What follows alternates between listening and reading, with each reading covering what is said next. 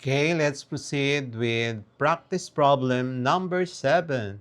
A nuclear power plant has a thermal power of 3000 megawatt and converts 33% of this to electricity. Calculate the electrical power output given thermal power 3000 megawatts, conversion efficiency 33%. Of course, in decimal is 0.33 required electrical output. So solution, use the formula. Electrical output is equal to the efficiency C multiplied by the thermal power. And substituting the given data, the final answer is 990 megawatt. Number 8. A wind turbine generates 2.5 megawatts of electricity at 100% efficiency. If the wind speed is 10 meters per second and air density is 1.225 kilogram per cubic meter, calculate the swept area of the blades. Given electrical power 2.5 megawatts, and that is equal to 2.5 times 10 to the 6 watt at 100% efficiency, and the wind speed 10 meters per second. The rho is 1.225 kilogram per cubic meter. Required the area. Solution. P is equals to 1 half omega A B cubed. From there, A is equals to P over 0.5 PB cubed. And the denominator has a value of 612.5.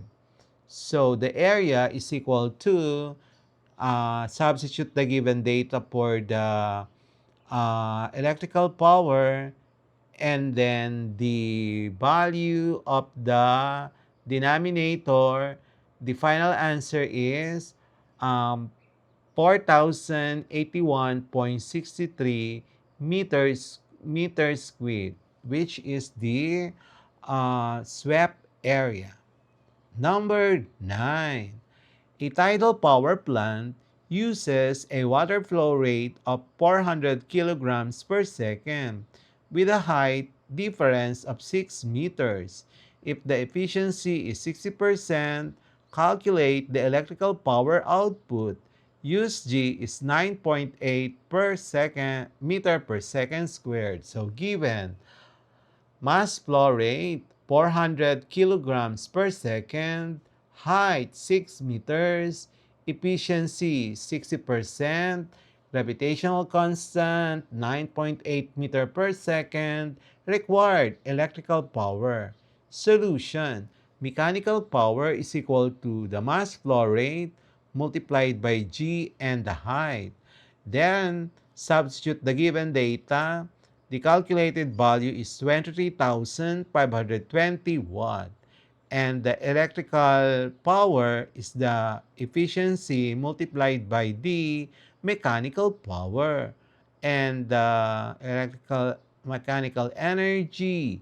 And then the calculated value now is 14,112 watt, which is equivalent to 14.11 kilowatt. Number 10. A solar power farm has a 500 panels, each producing 300 watt of power under full sunlight.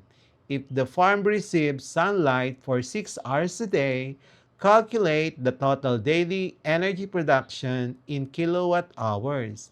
Given 500 panels and 300 watts each. So you have a total power of 150,000 watts, which is equivalent to 100 kilowatt. Sunlight duration, 6 hours per day. So required daily energy production in kilowatt hour. So the energy is just simply the power in kilowatt and the time in hours. Substitute the given data. The calculated value is 900 kilowatt hour. And the final answer is 900 kilowatt hour per day. MCQ for today's lesson 47, Understanding Electricity Generation. Number 1. What is the primary principle behind most electricity generation methods? Letter A. Conservation of mass. Letter B. Conversion of kinetic energy into electrical energy. Letter D. Direct creation of electrons from heat. Letter D. Storage of light in batteries. Number 2. Which device is responsible for converting mechanical energy into electrical energy in a power plant? Letter A. Transformer. Letter B. Generator. Letter C. Motor. D. Capacitor. Number 3. In a hydroelectric power plant, what provides the kinetic energy to the turbine? Letter A. Compressed air. Letter B. Moving water. Letter C. Heat from burning coal. Letter D. Solar radiation. Number 4. Which type of energy transformation occurs in a thermal power plant? Letter A. Thermal to mechanical to electrical. Letter B. Chemical to electrical to mechanical.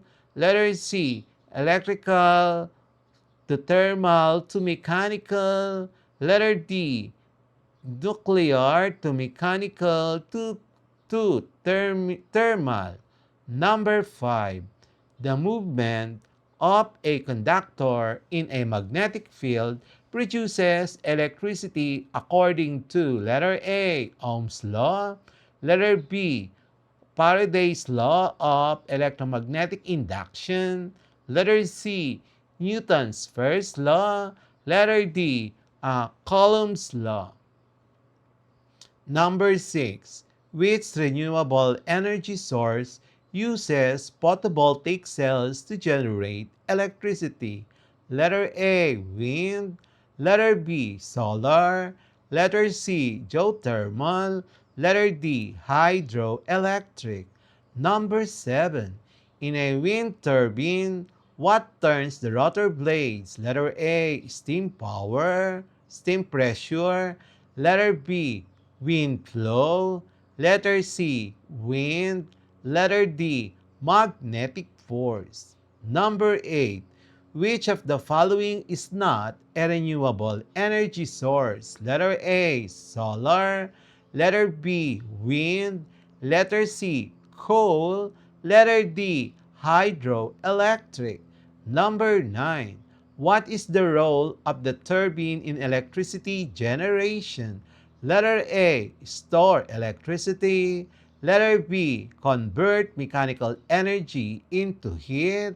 Letter C. Convert kinetic energy into rotational motion. Letter D. Directly produce voltage. Number 10. Which of the following correctly matches the energy source with its process? Letter A. Geothermal uses sunlight to create steam. Letter B. Solar uses nuclear fission to heat water. Letter C. Hydroelectric uses falling water to spin turbines. Letter D. Wind uses coal combustion to create airflow. Number 11. In nuclear power plants, heat is produced from letter A. Nuclear fusion.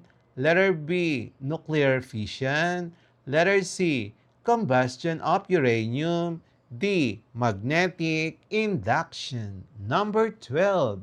Which part of an electric power system increases the voltage for transmission? Letter A. Generator. Letter B. Transformer. Letter C. Motor. Letter D. Battery. Number 13.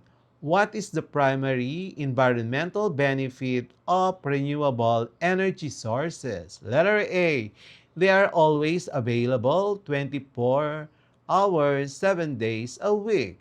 Letter B, they reduce greenhouse gas emission. Letter C, they increase fossil fuel use. Letter D, they require no maintenance. Number 14. Which energy source relies on hot underground water and steam?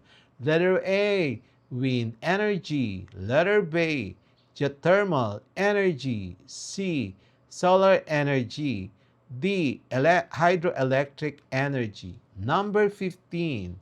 The rate at which electrical energy is generated is measured in A, joules, B, amperes, C, volts, D, watts. Okay, the answer key for today's lesson 47. Please proceed to lesson 48. The answer key for lesson 46, understanding how changing the shape, mass, or volume of an object affects whether it floats or sinks. Okay, so this is 1 to 10.